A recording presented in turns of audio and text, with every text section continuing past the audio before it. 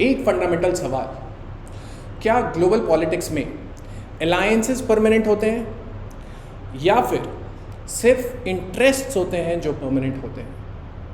जब एक strong ally आपसे एक्सपेक्ट करता है कि आप उसके स्ट्रैटेजिक ऑब्जेक्टिव्स को सपोर्ट करेंगे, तो क्या आप बिना किसी हेजिटेशन के उन्हें सपोर्ट करते हैं या फिर आप इवैल्यूएट करते हैं कि इस डिसीजन से मेरा कुछ डायरेक्ट बेनिफिट है या नहीं? Welcome students to Legacy IAS. In this particular video and in this particular headline, we are going to talk about why Trump is rebuffing Netanyahu's push for a tougher stance on Iran.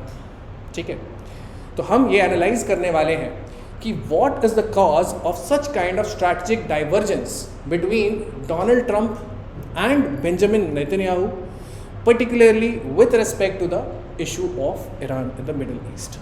ठीक है, अब इसको समझने के लिए हमें story का context जानना बहुत ज़रूरी है। तो मिडिल ईस्ट में एक long standing strategic rivalry exist करती है। ठीक है, ये लॉन्ग स्टैंडिंग स्ट्रैटेजिक राइवलरी जो है that is between Iran and Israel. अब इज़राइल के पर्सपेक्टिव से ईरान एक कन्वेंशनल थ्रेट की जैसा ही नहीं है, but they call it a systemic threat. Systemic threat का मतलब ये हो गया कि उनकी वजह से एक रीजनल टेंशन और रीजनल डिस्टेबलाइजेशन भी इफेक्ट में आता है। ठीक है, हिस्टोरिकली अगर हम लोग देखें तो यूनाइटेड स्टेट्स ने इज़राइल को कॉन्सिस्टेंटली डिप्लोमेटिक और मिलिट्री सपोर्ट दिया है ना। जैसे आप ईरान के अगेंस्ट देखोगे तो even US would jump into a war like situation with respect to Iran. ठीक है, पिछले साल ही 2025 में हम लोग ने देखा था कि उनके बहुत सारे जो न्यूक्लियर एनरिचमेंट साइट्स थे उनको भी डिस्ट्रॉय करने की कोशिश करी गई थी यूएस के द्वारा। ठीक है, ईरान ने भी रिटेलिएट किया था और अभी भी डिप्लोमेटिक रोज या तो फिर किसी तरीके के बातचीत में ऐसा दिख रहा है कि दोनों ही साइड, चाहे यूएस है चाहे ईरान है, यूएस जो इजराइल को सपोर्ट कर रहा है उसी साइड से वो सपोर्ट करने के लिए रेडी है फॉर एनी मिलिट्री लाइक और war like situation as well. ठीक है, अब ट्रम्प एडमिनिस्ट्रेशन ने भी ईरान के खिलाफ स्ट्रॉन्ग पोस्चर दिखाया। ठीक है, न्यूक्लियर डील से विड्रॉल या फिर मिलिट्री एस्केलेशन का कंटिन्यू होना। ठीक है, तो इसी बैकग्राउंड में एक ये नेचुरल एक्सपेक्टेशन थी कि यूनाइटेड स्टेट्स यानी पर्टिकुलरली डोनाल्ड ट्रम्प इजराइल के स्ट्रैटेजिक ऑब्जेक्टिव्स को फुल्ली सपोर्ट करेंगे, है ना। ऐसा एक्सपेक्टेशन था क्योंकि वो उनके एलाई हैं, अभी तक सपोर्ट करते आ रहे हैं।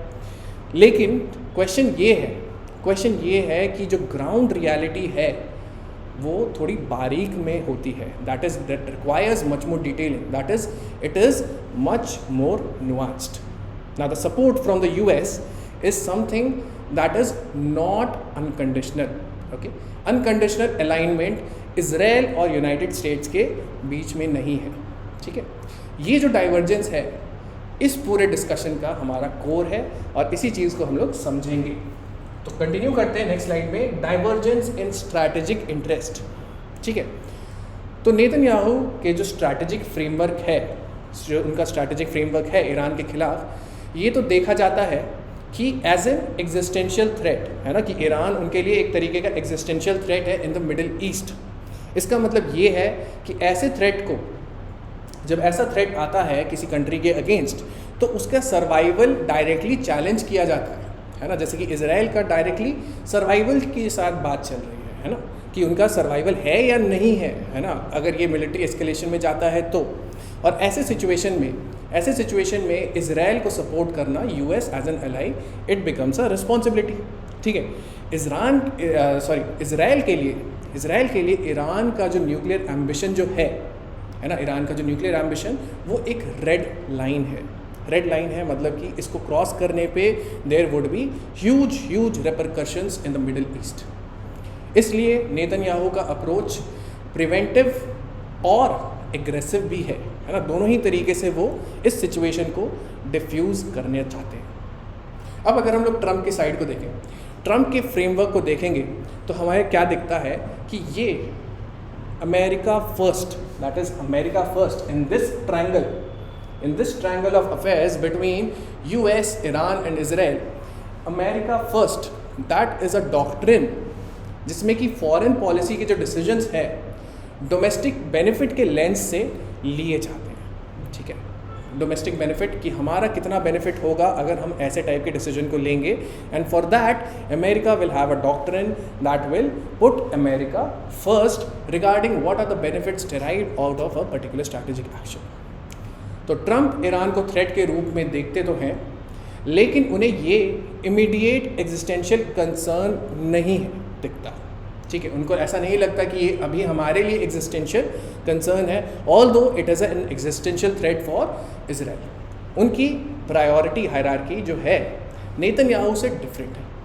इकोनॉमिक स्टेबिलिटी हो गई, ठीक है, डोमेस्टिक पॉलिटिक्स हो गया, और between great super powers competition हो गया, है ना, कौन नैरेटिव को कंट्रोल करता है ना।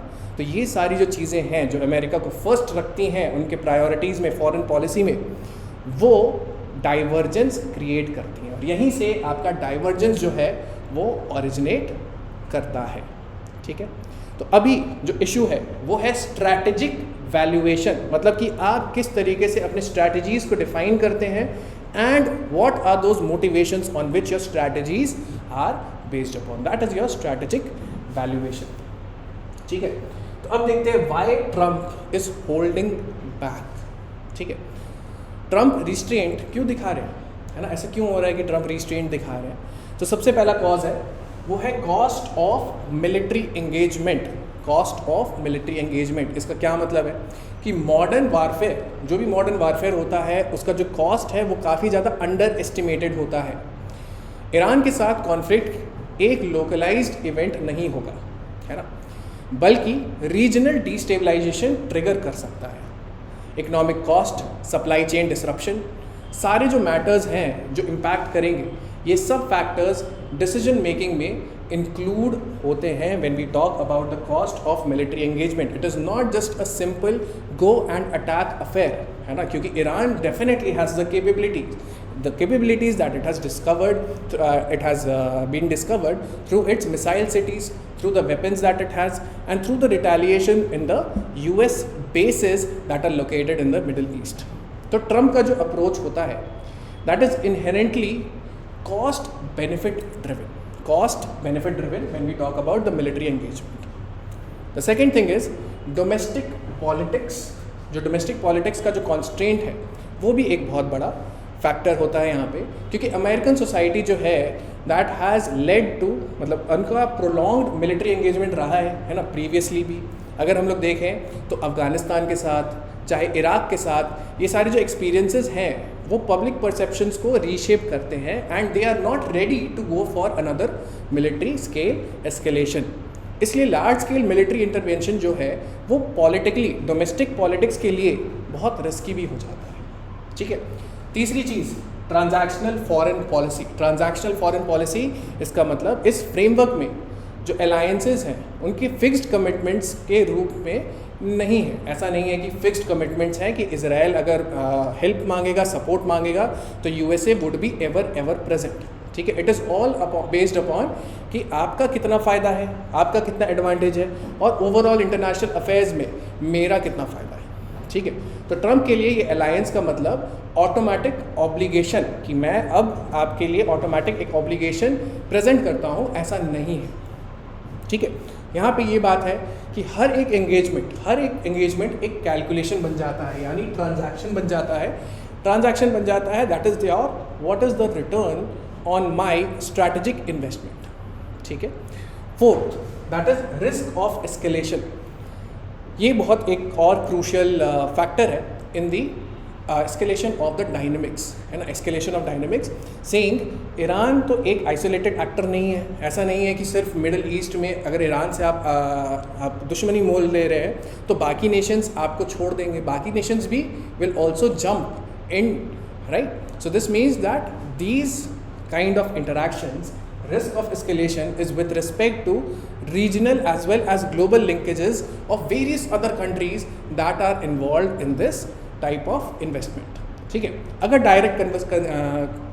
डायरेक्ट कन्फ्रंटेशन होता है तो इस सिचुएशन मल्टी एक्टर कॉन्फ्लिक्ट में कन्वर्ट हो सकती है, ठीक है, ये बात का भी जो है हमें देखना पड़ेगा कि why there is such kind of holding back by Trump. So Trump escalation को अवॉइड करना चाहते हैं जब तक क्लियर स्ट्रैटेजिक गेन ना हो, मतलब कि he is calculating whether I am going to benefit, whether I am going to have some kind of strategic gain by getting involve into such kind of escalation. It is very very calculated, ठीक है। So we can say that this is a part of strategic calculus that US has for itself, having the motivation of putting America first.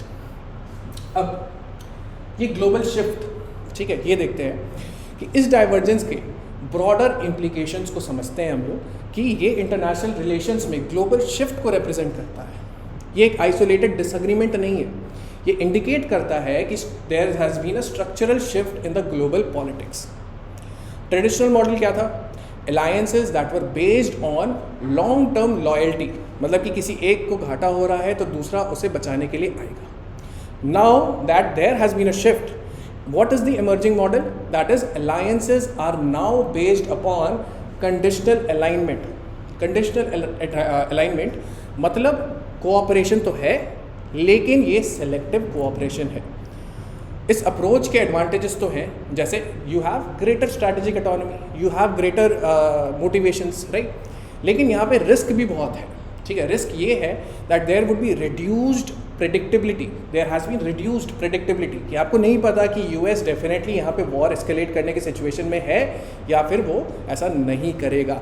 तो this means there is unpredictability in the international relations. जब हम लोग ये देखते हैं कि allies fully aligned नहीं होते तो डेटरेंस जो है वो वीक हो सकता है ना। For example, whatever capabilities that US and Israel are showing, Iran may not be deterred if the allies do not hold themselves in a strong framework, है ना। ऐसा होगा कि आप हो सकता है कि यूएस बैकआउट कर जाए तो डेटरेंस भी कमज़ोर पड़ जाता है। तो ये लॉन्ग टर्म स्टेबिलिटी के लिए एक चैलेंज क्रिएट कर सकता है, ठीक है। तो अब सेंट्रल क्वेश्चन ये बनता है कि इंटरनेशनल रिलेशंस में प्रायोरिटी क्या होनी चाहिए, अलायंस कमिटमेंट्स या नेशनल इंटरेस्ट मैक्सिमाइजेशन। अगर फ्यूचर में ईरान रिलेटेड टेंशन्स एस्केलेट होते हैं तो क्या यूनाइटेड स्टेट्स अपनी करंट रिस्ट्रेंट मेंटेन कर पाएगा या स्ट्रैटेजिक कंपल्शन जो है उसके इंटरवेंशन की तरफ उसको पुश करेगा। तो ये जो डिसीजन है सिर्फ मिडल ईस्ट का नहीं बल्कि ग्लोबल पावर डायनेमिक्स को भी शेप करेगा।